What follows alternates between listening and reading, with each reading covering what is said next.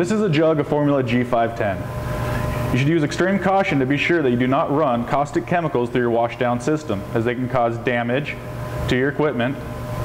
They can be dangerous to the people in the kitchen, and they're bad for the environment. Formula G-510 is non-caustic, non-toxic, and biodegradable.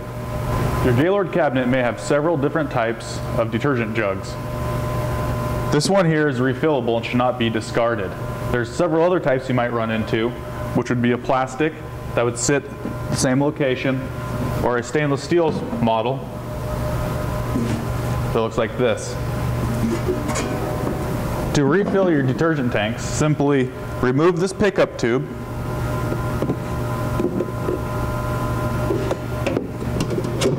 remove the jug, set it on the floor, and refill. When you're done, simply place it back in the cabinet, hanging on the hook. Replace the pickup tube, and you're done. Gaylord plumbing control cabinets use varying amounts of detergent depending on pipe size in the cabinet. The amount of detergent injected into the system is determined by the cam size installed in the detergent pump. This chart demonstrates the average usage of detergent in cabinets with different pipe sizes.